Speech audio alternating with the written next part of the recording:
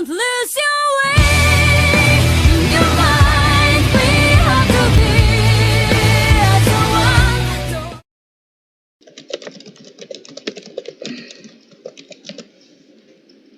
Yeah, we can't do both as once, because...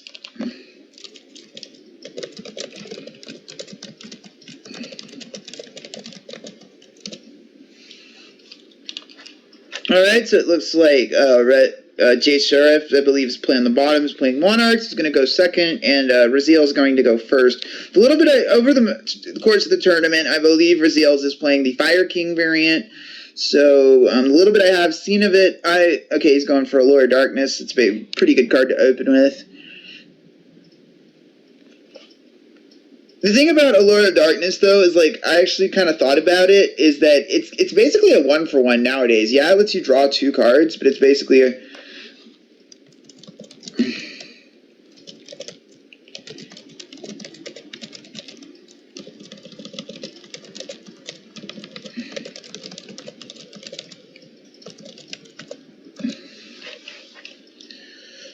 His hand's 8 loyal. And the thing is, so whoever wins this, so it looks like he's going for Strawman. And the other thing about the Fire King variant I've seen is that it does brick a lot more. At least I played against the deck at locals. I find it does brick a lot more. Hey, Ingy says hi, stream. All right, let's get the music up and running, because, like, no music is, like my head hurts not having music. All right, let me find some.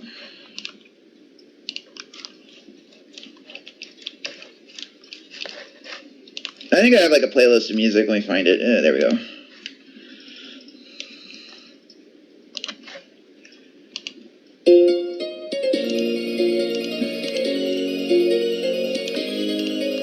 Alright, so it looks like he's opening Pantheism. Must be nice. The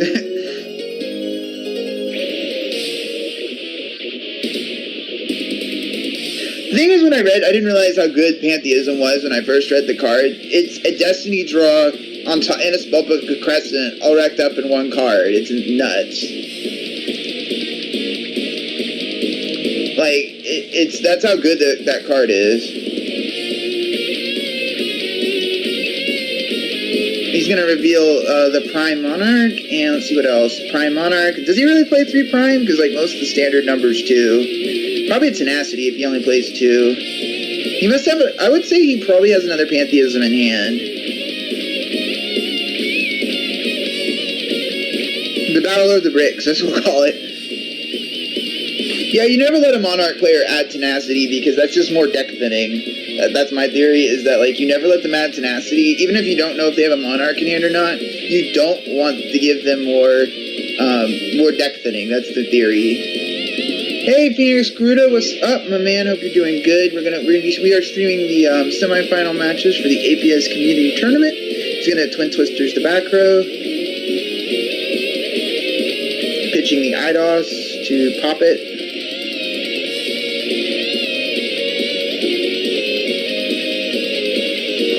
Because if it's a Cosmojo, that doesn't really get him anywhere, because, like, it'll resolve. Like, he's debating whether he wants to tag out or not, I would be thinking. Yeah, he's gonna Cosmojo here. Oh yeah, because he can banish the target from the graveyard. That's actually real smart. You can get banish the IDOS, that way he can't use it.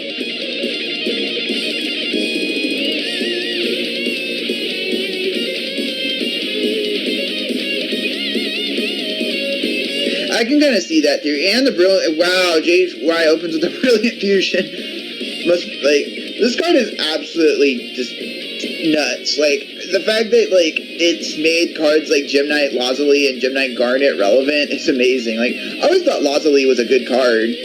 Oh, wow, and he's going to send an Adia too. Wow. Part of the problem is Seraph Knight lets you send light monsters. This is kind of the similar reason why Construct is banned. Because, like, Construct can send light monsters like Trick Clown, and, like, there's so many good light monsters that it can send. Like, Eclipse, I saw some builds that played Eclipse Wyvern even, because you could search Dark Arm Dragon.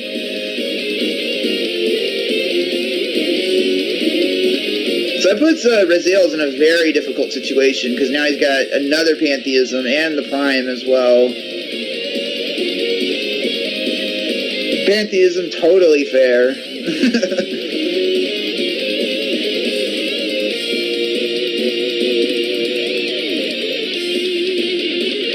My thing with Brilliant Fusion, like I said this a lot, is that Brilliant Fusion isn't the problem.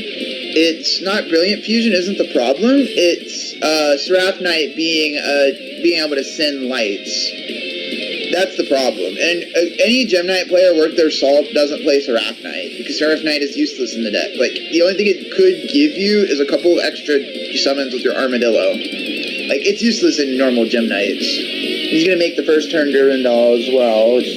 Durandal is like basically like another Cyber Dragon Infinity too. Like it's not as good as Infinity, but it basically does the job.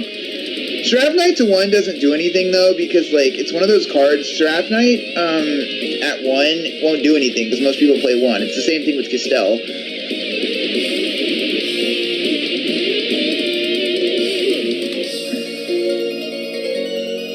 He's gonna go ahead and activate Return as well. So it probably tells me he has a Majesty's Fiend in hand, or Kuraz actually. He's gonna activate the Kuraz. Kuraz and Mithra are gonna get their effects. Yeah, I don't want them to hit Brilliant Fusion, but we all know Konami's gonna ban Brilliant Fusion, not Seraph Knight. Like that's because it's the same thing with and don't get me wrong, I don't think Construct was a ban-worthy card. I thought it should have been limited. He's gonna pop the token. Really? That's interesting. And he's got the extra tribute summon though, so letting him draw a card is not that big of a deal because he can just tribute summon the Erebus and spin the card. Spin one of the card in his hand.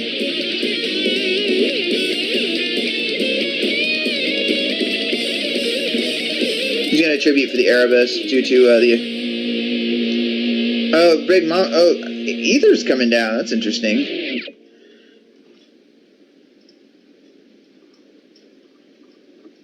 So I'm guessing he's gonna grab a Kuraz and have the Kuraz pop the Return and pop itself maybe.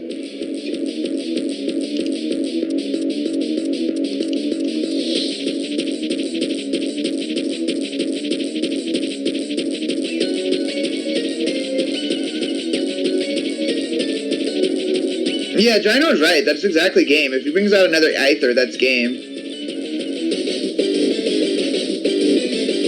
Oh, it came down with, yeah, it came down.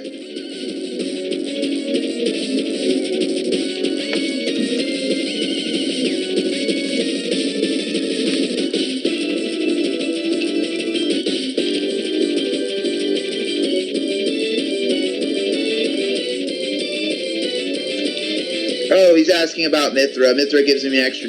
All the vassals, I believe, I've never read all of them, only really Landrobe and Mithra, but they give you an extra tribute summon when they're tributed.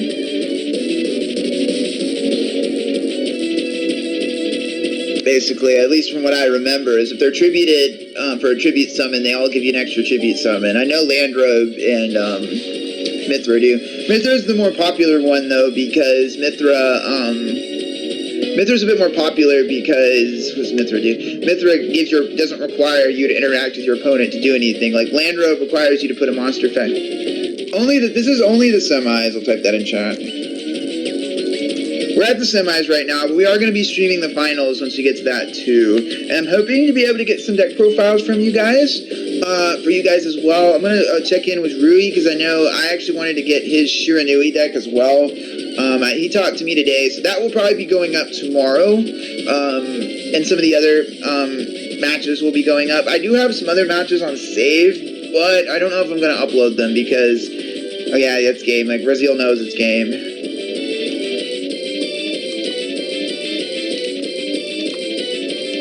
Because honestly, like, I just kind of want to get the deck profiles done and then be done for a few weeks. Like, it's not that it's stressful, it's that how time consuming it actually has been to do these tournaments. Like, and after the tournament's over, I'm gonna make sure. So if I'm Raziel's, I'm definitely, the 3 Massacre Strix are going in. Depending on what JY Sharif's side is, if he's not maining Twin Twisters, the Twin Twisters are going in, and I'm assuming he's probably also, he's smart, he's siding Trap Eater, because Trap Eater is something you definitely need to be siding in again with Monarchs, because you know that most decks can't run Fog King, correct? I decided, Satchum, that I was going to only do the top 8 because I wanted to keep the deck profiles down to a minimum, and I wanted to kind of get them out of the way, and, like, I don't want to upload too many deck profiles because from the tournament. I just wanted to do the top 8, that's it.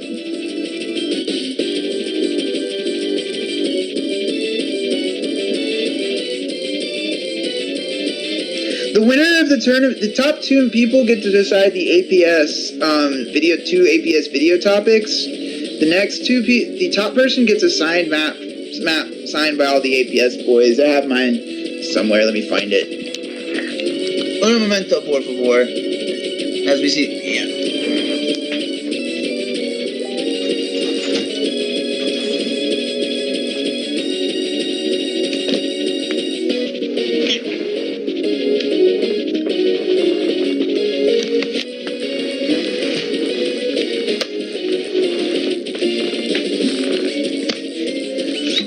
Let me actually get the camera, make sure I get it right on the camera. It'll be this mat right here, except it'll be signed by the APS boys. This one right here, so it'll be something like this.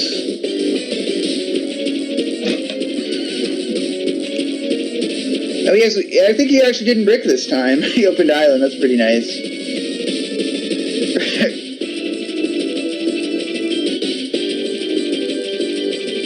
I mean, I didn't get out of the 3rd round, and that was just because of really bad misplay on my part. I shouldn't have Chaos Trap hold his, Beatrice. I should have let it resolve. Like, that was my fault. I shouldn't have, but I probably would have lost round 4 because I believe Robert ran into Kozmos. I think Magicians have a pretty bad, Kozmos is arguably their worst matchup. Like, unless you can get, basically you have to hope you can get, you establish a good field and get Utopia Beyond on board.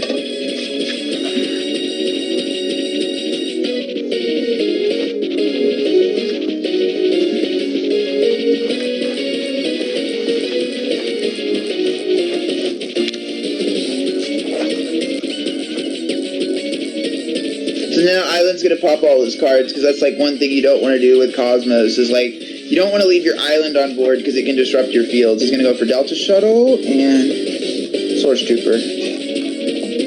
I was playing kind of a modified Jeff Jones Odd-Eyes Magician deck. That's kind of what I was playing. I wanted to test something different, because as you guys follow me on the APS group, you know, like, I love Magicians. They're like one of my favorite, they're pretty much my favorite deck right now. And I didn't want to play my janky one with the Dark Engine. I wanted to test the Jeff Jones build to see if it worked. And it does. Like, it's really good. But the problem I had with his build is how he built the extra deck is pretty garbage, because he doesn't have Dweller, and Burning Abyss is like a hella bad matchup. If you don't play Dweller, like, you auto-lose.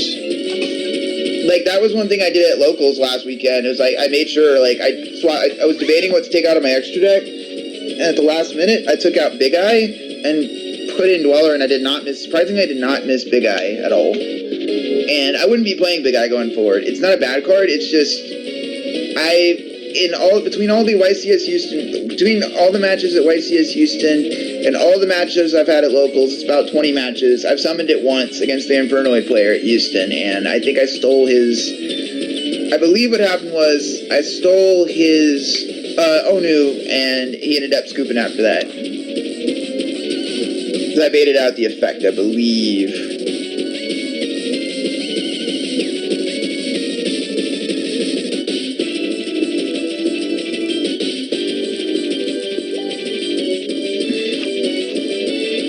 He's going to activate Strawman's effect, overlay those for Herald of Pure Light, most likely. Or Gotchi.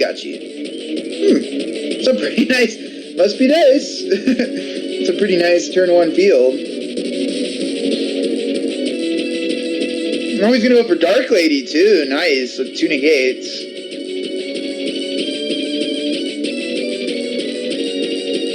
It's going to be interesting to see if JY scoops it up. We're going to game 3, boys!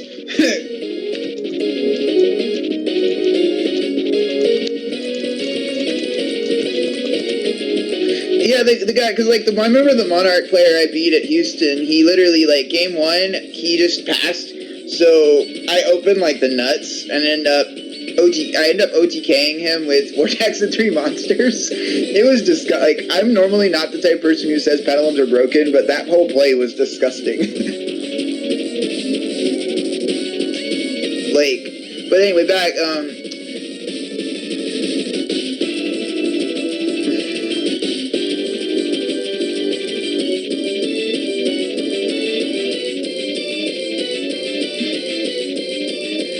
can't O2 scoop in semis, right?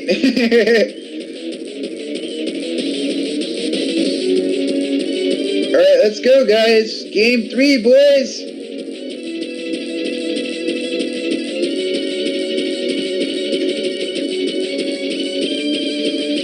And if I'm Jay, I have to go first. Like, with Monarchs, it's kind of debatable whether I go first or not, but like,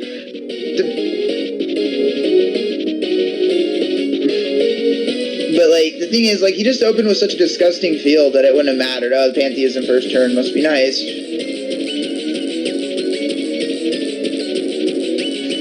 I need that Monarch matchup. Michael, you're the one playing. Are you playing Mermails or are you playing Cubics? I don't remember which one you're playing. Because I know if you're playing Mermails, yeah, Mermails have an awful Monarch matchup. They have an awful Cosmo matchup. I talked to Moham about it, or Boss Mojo, he was also playing Mermails, and he main decks Gamma Seals. Because he said they can't get over Dark Destroyer, basically. So he main decks 2 Gamma... I know he main decks at least 2 Gamma Seals. Oh, gotcha. Okay. Yeah, like, you don't want to play Cosmos, because I think I talked to Boss Mojo about it, and that's what he said. He main decks Gamma Seal, because the matchup is so bad. That's why he does. But, the thing is, Gamma Seal's not bad in the deck because it's a water, so at worst you can pitch it for Megalo and stuff.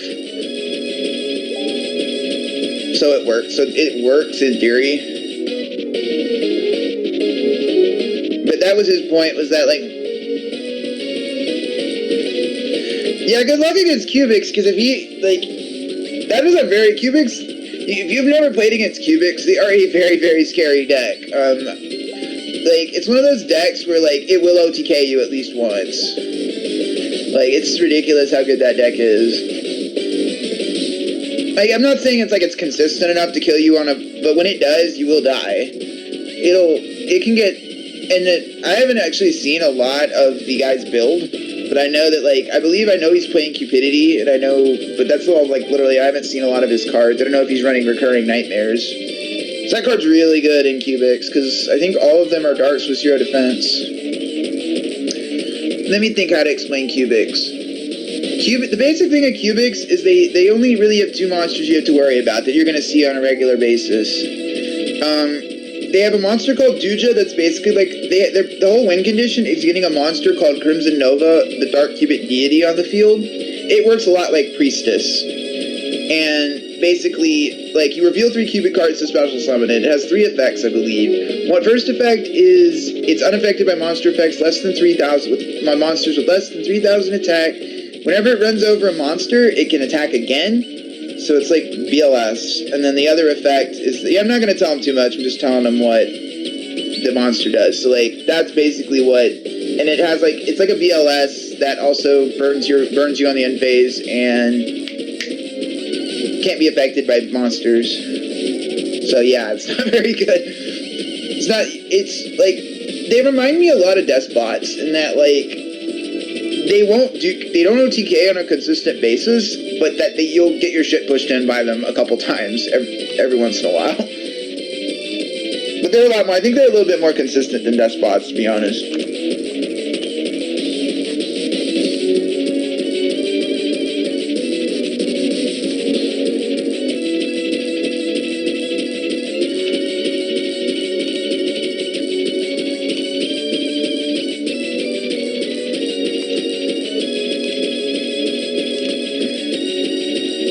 Oh yeah, if you like but that's how it is. Like, the Cubics remind me a lot of They're kind of like, think but a lot of their,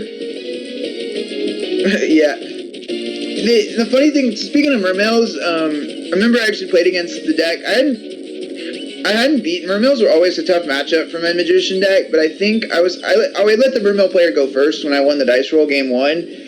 And normally Mermills don't open as good as he did. He ended up ending his field with, God, what was it? He had Yugioh's Crystal Wing turn 1. And I'm just like, I think how I outed it was, I auto-ized Fusion for Vortex, bounced his Yugioh's, and then I ended up popping his Crystal Wing or Dragon Pulse, and then we got in a grind game, and if you played Mermills, you know their mid game sucks.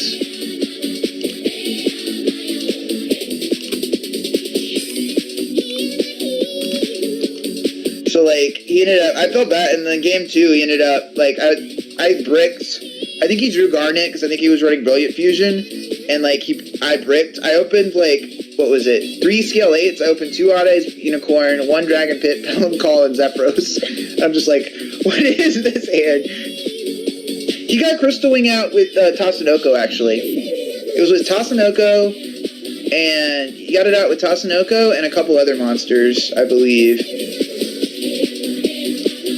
I think he got it out with Tatsunoko, I'm not really sure.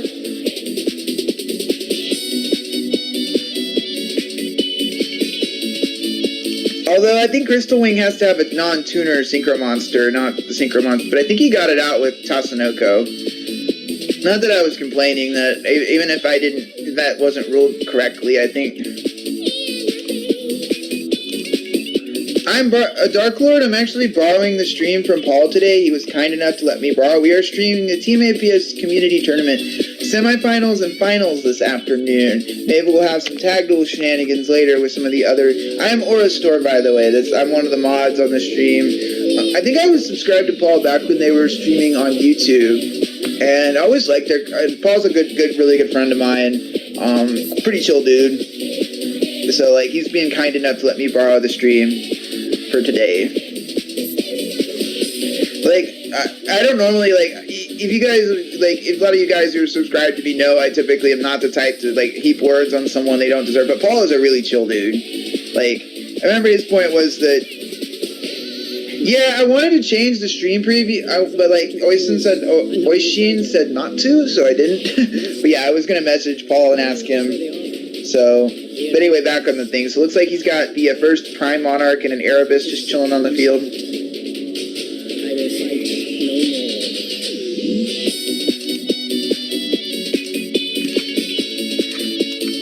But if you guys haven't found me on YouTube, I'm Aura Storm over on YouTube.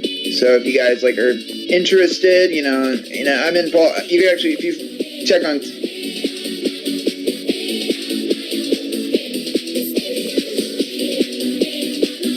Yeah, Paul is a bit too chill. Like with me, like I'm the type of person where I'm chill, but at the same time, when someone says something stupid, I call them out for it, and that's what gets me in trouble sometimes. Like on Cap G's video, like there's literally like 20 comment. Oh, quality assurance? Oh, okay.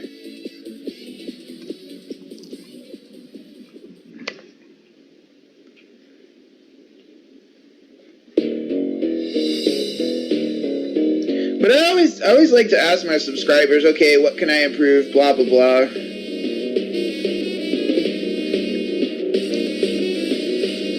But Paul's a pretty chill, like, one of the things Paul said when I met him at Houston, he said, one of the things Paul said when he went at Houston was interesting. He said that people think like Yu-Gi-Tubers like live, eat, and breathe Yu-Gi-Oh, and outside of Yu-Gi-Oh, like I do a lot of other things. Like I nearly work full time as a courtesy clerk. I think what else? I go to locals pretty regularly still, but I also play games pretty regularly. And right now, currently, I'm playing The Witcher 3 on PS4 and grinding through that. That's my new favorite right now. I don't dislike Mega Capital G. It's just like he's so wrong sometimes that I don't even think he knows how wrong he is. So. But yeah, like outside of, there's a lot of games I do spend a lot of time playing games, and I would like to stream them more often. I just don't like, I haven't streamed in a long time. Like, I feel bad about it, so I'm probably going to stream this evening when I get a chance after this one's over. Because I was checking my stream, like, I haven't streamed in 2 weeks. I probably need to do that.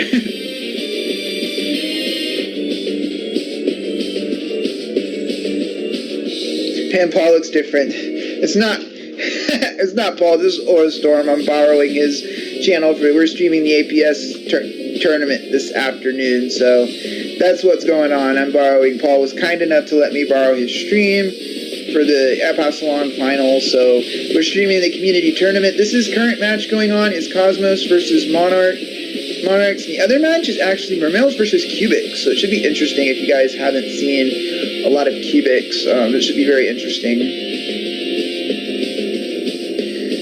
Because we are Cubics. Yeah, I would agree with that. Like, quality, I feel like my camera quality is better. If you ever see him use his camera in a video, I'm using my iPhone, I feel like it's better quality, and all I use is my iPhone, a small little camera stand, and I set the camera on something, so literally I do videos like on a table or on the floor. So it's like, I feel like even my camera quality beats, which is kind of sad because he has 50,000 subscribers, and like I'm like measly over here with 500. Like, that's my only thing, is that like I feel like he could be so much better if he actually put effort in. I know meta dance game. I know, because I know a lot of Paul's audience is not, you know, meta heavy, and then I kind of include myself in that. But I'm one of the people who I've kind of evolved over time. I don't hate meta as much as anymore because I don't feel like it's worth the effort. And personally, I find it a challenge to beat the meta. Like, and that's what I do with magicians on a regular basis. Well, last weekend I went undefeated with magicians a couple weekends ago. All right, looks like we're getting Monarchs. We're moving on to the semifinals.